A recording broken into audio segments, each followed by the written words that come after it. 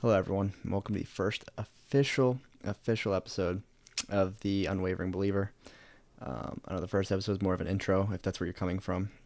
This is the first actual episode with a topic at hand, and all that good stuff. So, before I get into it, I'd ask that you please bear with me with all the setup stuff, technical things. I'm not very familiar with this kind of thing. It's still extremely new to me, but definitely happy to be doing it. I'm glad you guys are here.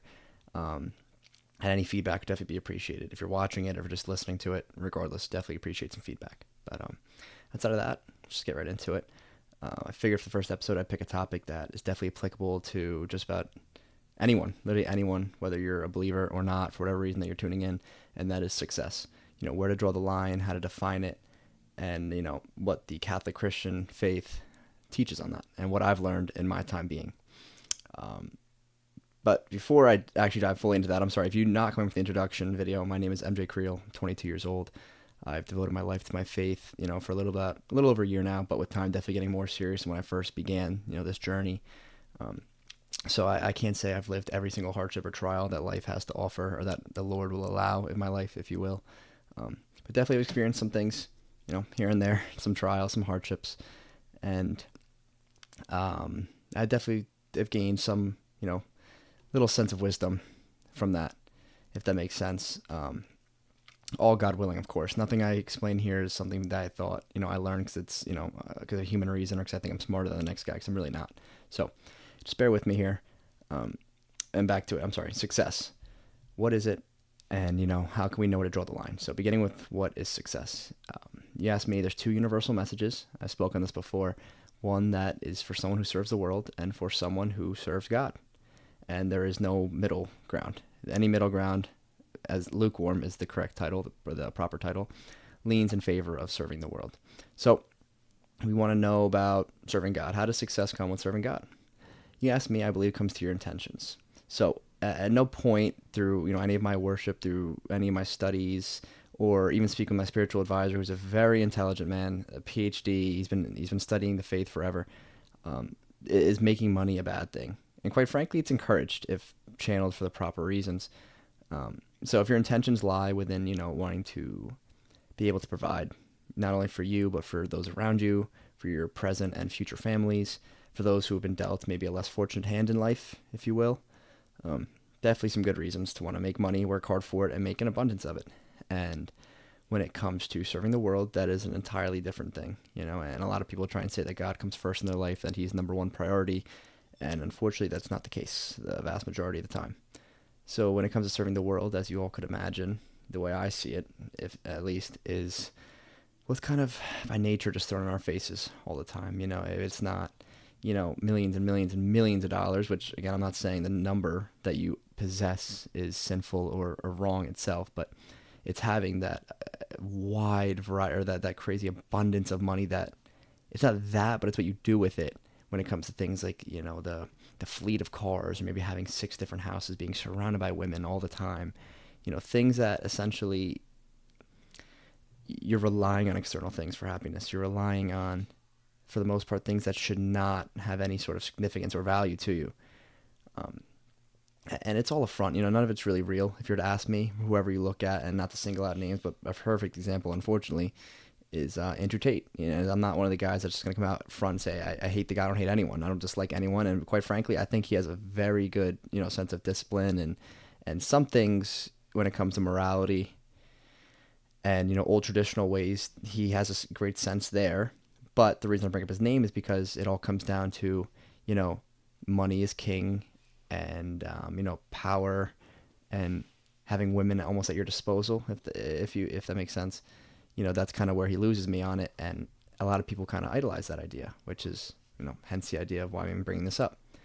And again, these are not people I dislike at all. I genuinely believe that a lot of people that have that kind of mindset, it doesn't just come from a positive upbringing, or from, always having an abundance of joy coming into your life. A lot of the time it's probably, maybe not a chip on the shoulder, but because of past traumas, maybe. That's what a lot of, what people want to pursue with their life usually is just a reflection of their childhood, good or bad.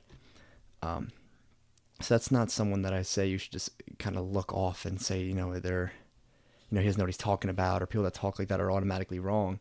But it's definitely being able to formulate your own ideas, not truly trying to follow any one person in this world. You know, you take the Pope, for example.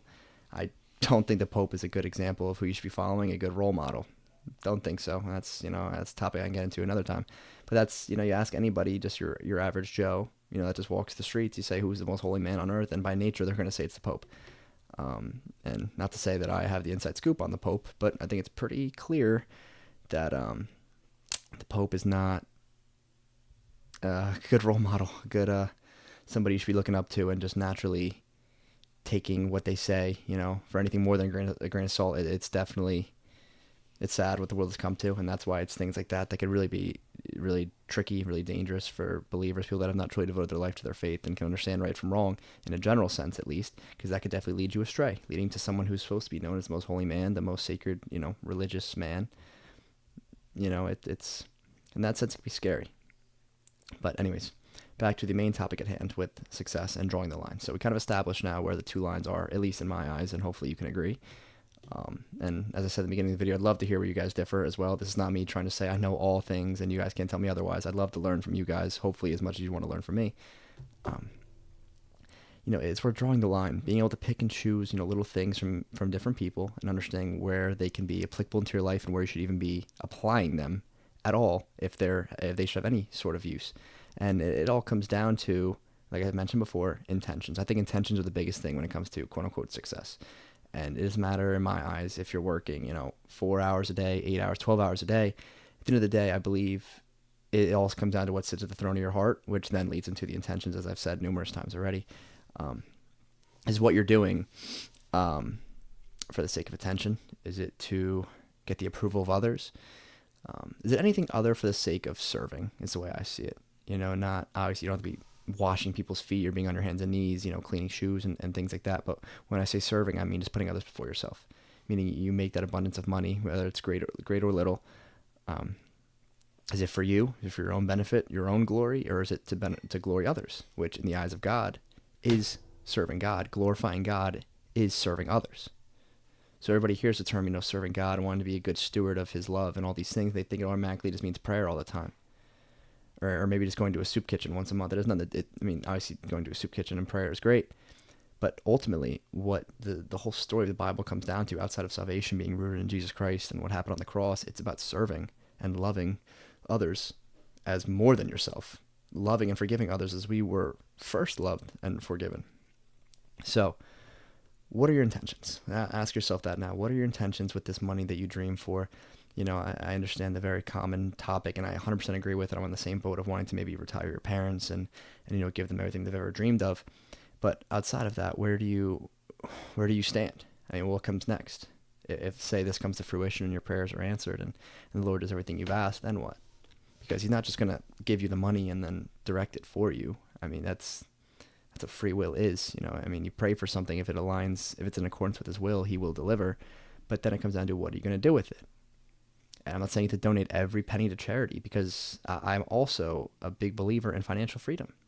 I believe you don't have to slave every single day of your life for the rest of your life to be a God-fearing man, to be a true, devout believer. I don't believe that either. Maybe that's an unpopular topic. But I don't think there's anything wrong with that. Quite frankly, I encourage that, and I strive for that myself. It's something I'm still working towards every day. So a lot of people, you could look at things like capitalism and people wanting to, work hard, make a pretty penny to do things with it that they feel that they've earned. That's great, to do that.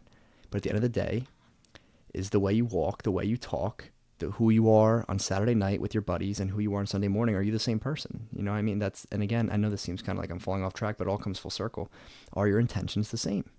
When you go out and you're at the bar per se, or you're out with your buddies doing whatever, are your intentions in the way you walk and in the way you talk, in the way you approach people, in the way you act or don't act on your thought process, is it the same as Sunday morning in Mass, or when you're in a holier setting or in a setting of serving others? Is it the same? Because it can't fluctuate just because your environment changes.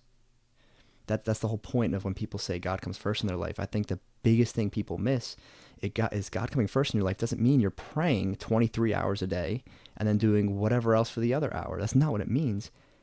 To be truly transformed, and maybe this is just at least what I believe, maybe, maybe you guys can disagree, but I really hope this is something you guys open with open arms here. Welcome with open arms. To be truly transformed means that God transformed your mind. I'm sorry, let me reword that. So it's not in a sense that, that may be more applicable to your daily life. To be truly transformed by the Holy Spirit means that every decision you make, okay, every decision you make moving forward in the workplace, social hour, in the gym, no matter where you are, it's all the same. Okay, so the way you look at someone when they walk by you in church, maybe it's a pretty lady or a handsome gentleman. When you're in church, they walk by you. What do you think about that? What do you do? Versus when you're out with your buddies, maybe people that aren't exactly God-fearing men or women that are around you, are you acting the same way? Are you thinking the same way? Where's the level of discipline with that? Do you act in accordance with the fleshly desires, or do you act in accordance with the discipline that the faith has provided you? That is what it means to have God first in your life. And that doesn't mean you cut out prayer. It doesn't mean you cut out worship. It means you don't go to church. It has nothing to do with that. Those are all crucial things of the utmost urgency. But it's like one of the most common misconceptions, in my opinion, of the whole Catholic Christian faith is God coming first in your life does not mean you are on your knees praying every single hour. It means you are truly transformed, truly, in your actions. And I think people get that mixed up a lot because what you see on social media, just why I haven't had it in over a year and I really can't stand it, is it's who people are on social media is never who they are in real life, and people like to follow that. People like to make role models out of people and idolize people that they think are so holy, so godlike, so all these things, and in reality, it's never that. And it's just so important that who you are behind closed doors is exactly who you are on the surface, and that you're never afraid. You're never denying your faith or denying Jesus' name, the greatest name anyone can bear. So, in a nutshell, when it comes to success, if I really have to wrap it up into a simple meaning, it's just about your intentions. And that's not something you can just do with the flip of a switch. You can't just tell yourself your intentions. Yeah, I'm sorry. You can't just tell yourself your intentions change and expect them to change. That takes time. That's something that is through prayer, through worship, through action that they change. And if that's not the throne of your heart, then money is simply the throne of your heart, and that's a bad thing. It doesn't matter. There could be people that idolize money that work 20 hours a week, but people that idolize God and work 100 hours a week, 'cause that's what it takes to provide. That's what it comes down to. You can't just look at what's on paper and give everything one universal message, because that's when things get twisted and corrupted, just like everything has since Genesis was written. He created all things, and at the end he said all things were good. But like always, our sinful desires, as sinful men and women that we are, we corrupt things, we pervert things, and here we are now. So don't look at anything, any one thing, obviously using reason and not being negligent or ignorant. Don't look at anything like it's good or bad, or I'm sorry, as if it's one or the other. Usually it was either created for good and turned bad, or just it was something that man made and it was bad. Money, in this instance, being the prime example.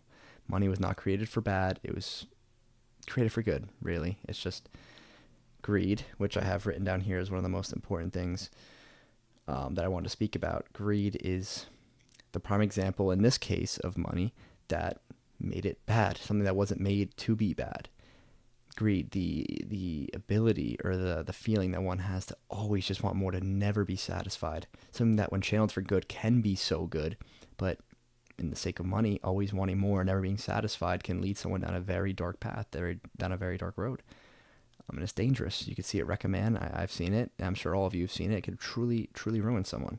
And, you shouldn't want that upon your worst enemy. Not that you should have any enemies, but it can really lead you down a dark road.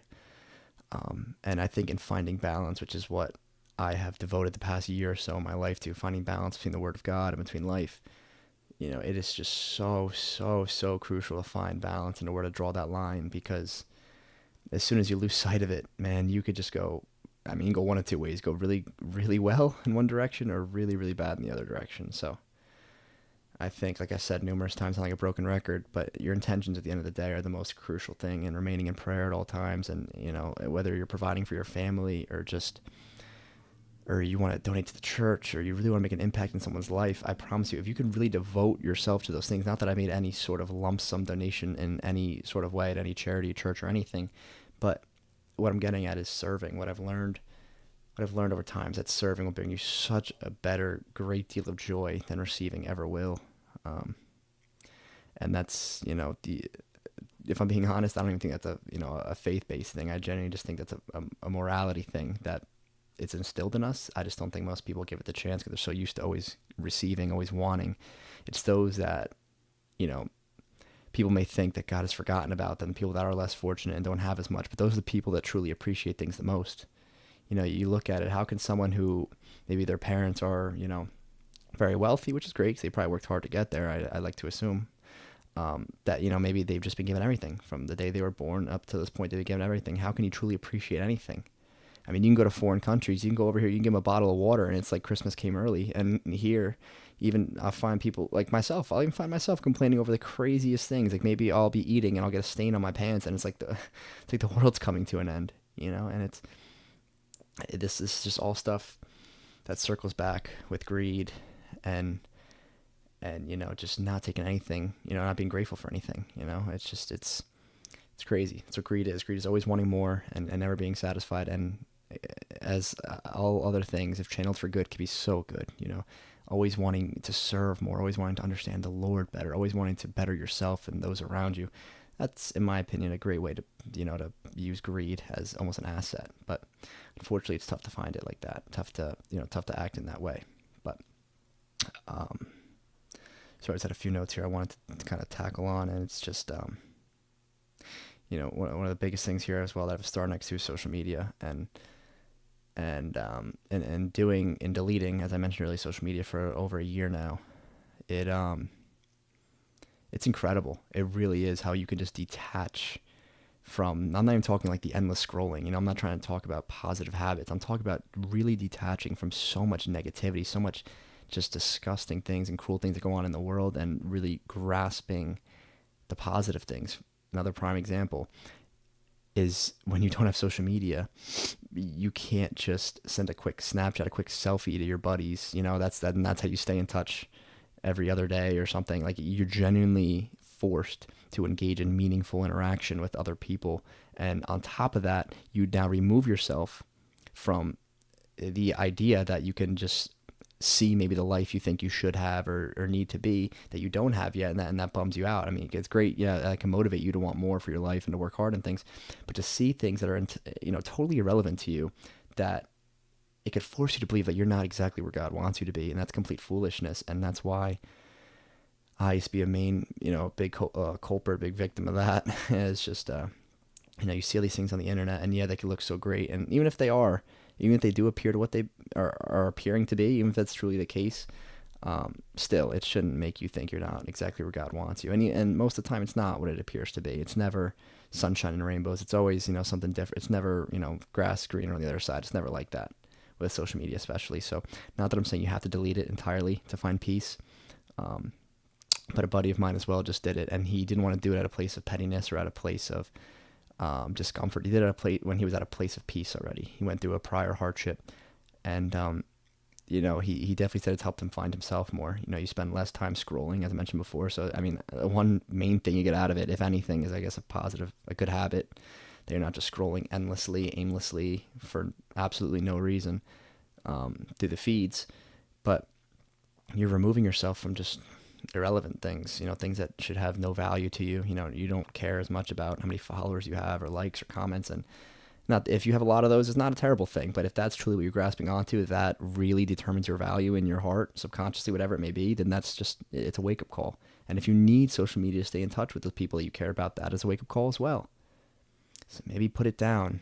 Maybe, from now on, just in regard to good habits, this is, without social media in your hand, if you're bored or something, you can't just pick up your phone, lay down on the couch like a couch potato and scroll aimlessly. Now you're forced to do something new. For me, the biggest thing that started right off the bat, it may seem silly, was I picked up the guitar. I had a guitar in my attic. My grandpa got me. I have a picture when I was holding it, like 3 or 4 years old, and I picked it up and started playing it. And it's been something that I've been slacking of as of recent, actually, now that I think about it, for the past couple of months or so.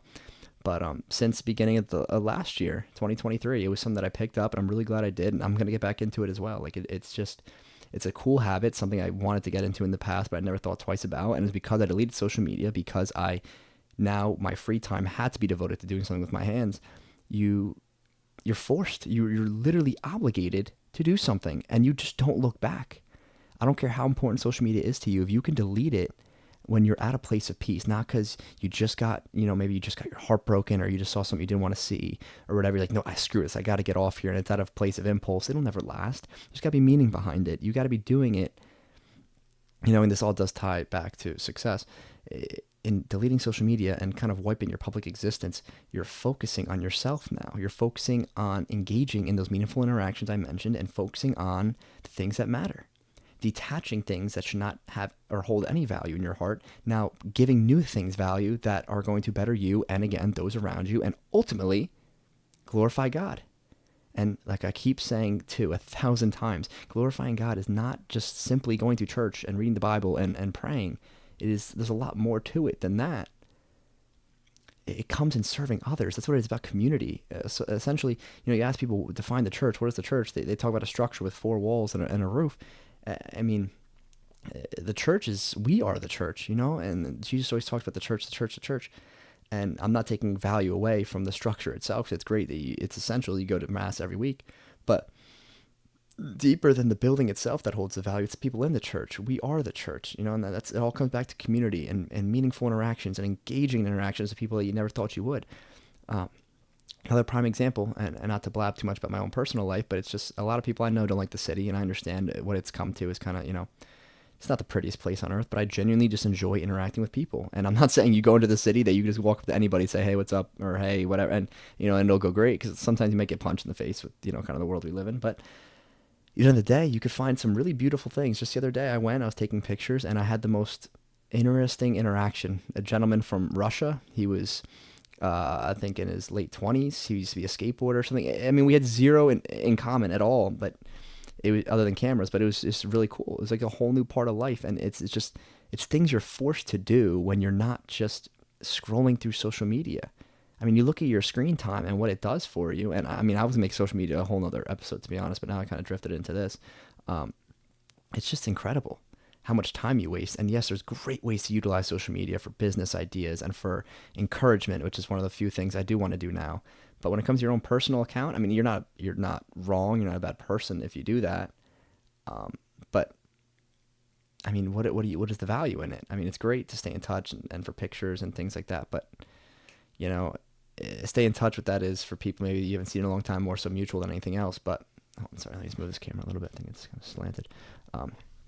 But just, really tying back to intentions, really jotting down what's important to you, your list of priorities.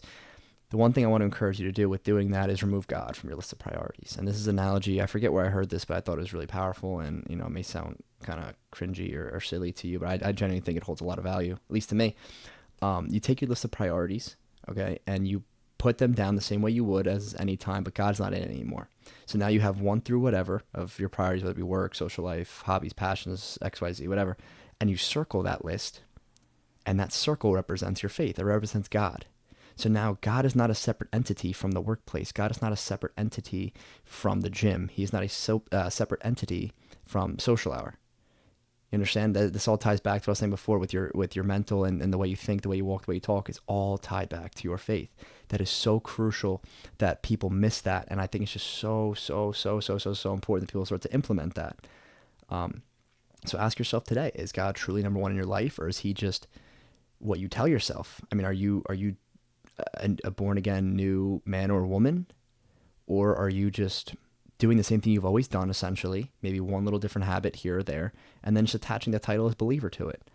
Because anything in the middle, anything short of 100% is 0% when it comes to the Catholic Christian faith. There is no in between. If you're 99% in, 1% out, you are out. I don't think people understand that, and that frightens a lot of people. But if you listen to what I've been saying, it's not about having to just slow down and not do anything fun anymore, because you're allowed to have fun. It's encouraged to have fun. Jesus himself had fun. It's not about not having fun, but if you are to, because yes, you are to tie out and get rid of all the negative habits and tendencies that you do have, which come with time, of course, not expected that you just like a robot, just turn it off. But if you really look at it for what it is, and again, I'm going to keep saying this, sound like a broken record, I'm sorry, it all ties back to success. You look at and negative habits you had that you're told to get rid of. I mean, maybe sleeping around with men or women, these useless hookups every single weekend, or drinking to the point where you can't even see anymore, doing drugs to the point where you're starting to lose yourself, and gambling, throwing all your money away, all these things.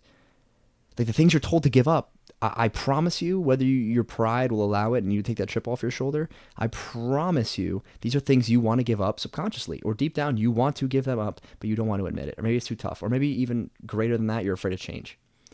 That's something we could all find ourselves doing. No matter if you view yourself as a good or bad person, fearing change is very common. Something that I've recently, I don't want to say overcame, because you're never going to fully overcome something like that. But being able to take chances like that and seeing things in a different way, and seeing change is nothing more than opportunity. Fear is nothing more than telling you that you're alive. I mean, that's the best way to look at it. And that's the only way you're going to see real growth, and it's through opportunity, which is change essentially, which most of the time comes with fear. That's what it is. So, I've been going, how long have I been going for? 25 minutes now. Wow. Okay. So to kind of wrap this up, it all comes back to, intentions. I think I said intentions about 47 times, and I might just say it 48 times just for the sake of saying it. But your intentions. My spiritual advisor, as I mentioned earlier in the podcast, super, super intelligent man, gives some great advice, recommended me by a friend. Awesome guy. And recommend, by the way, that you guys see spiritual advisors as well. If you have referrals or recommended people, please. It's honestly, it keeps you in check, definitely holds you accountable. It's great. But he told me himself, because I mentioned the thing about I've always feared, and I was almost numbed and crippled by the fear of the fact that I'd be idolizing money. I lived a life crippled by the idea that I may be idolizing money. When I first discovered what it meant, it's put me into a state of shock, because I was afraid that I was a fraud believer, that I was truly devoting my life to Jesus Christ, yet at the same time I was unwilling, if you will, to surrender my love for money. But it took me finally crushing my pride and going to see somebody, because I always thought I knew better, just because not many people at my age are devoting their life to Christ. I finally let my guard down, finally crushed my pride, and went to speak with this gentleman, this priest, and he said, after I told him, that was all I told him, really, because we spoke a little bit more about my faith and how I stood and all these things. And after telling him that, and about the fear of idolizing money, he said, Martin, this was my official name, he said, Martin, I want you to go be a millionaire. Excuse me, Father, what? I want you to go be a millionaire. And I said, am I hearing you properly? Did you just... Because I've never heard that before. I always heard that anything beyond what is necessary is obsession. It's idolizing it. Anything beyond simply getting by, even if maybe even you lean a little more towards getting by comfortably, maybe that was as far as you could stretch it. Anything more than that was obsession, or idolizing it and putting money thrown in my heart. And he told me to go be a millionaire. And he explained to me, because as he studied the catechism, the Catholic Church, all these things, everything, he said nowhere, anywhere does it say that money is a bad thing. But just like all other things, the obsession of it, the love of it more than God himself, that is a problem. That is idolizing something, putting something that's thrown in your heart that is not God, and that's not good. But what can you do with $1 million? He told me you could help people like him out, donate to the church, to the priesthood, to charities, donations, people around the world who need it. That is why I believe the ambition to make money, if channeled for good, because don't just take this and run with it saying that, oh, I want money, so that means I'm a good God-fearing man or woman. If you have the ambition to make money, an abundance of it, and you truly believe you have laid your life down at the foot of the cross, there is so much opportunity to serve God with that money. That won't just be delivered to you because God wants you to have it. You have to work your butt off for it, and you shouldn't want it any other way. But that's why that opportunity is there. That's why that ambition is there. If you're a true God-fearing man or woman, do not deny it and walk away from it. Yes, keep it in check and know where to draw the line, as we've spoken about numerous times throughout this entire podcast. Know where to draw the line, and then go get after it. Get hungry for it. Work your butt off for it. Keep your intentions the same throughout all of it. And if you find yourself drifting, which you will find yourself drifting towards a life that's serving more money as time goes on, and that's okay. You run back to God. Maybe you have to go repent of your sins. Go to confession. Sorry, I don't know why I was having a brain freeze there. Go to confession. Speak to a priest, maybe a spiritual advisor. Confess these things, or maybe just in prayer. It's okay. That is okay, but it's about understanding where to draw the line and how to approach it, how to deal with it when the time comes. So be hungry for it, go get after it, and understand that, as I've said it before, that ambition is there so you can bless the people that are less fortunate, that have not been dealt such a great hand. It's not because God forgot about them, but it's because there's people like us who are fortunate enough to go share that with them. That's what it comes down to.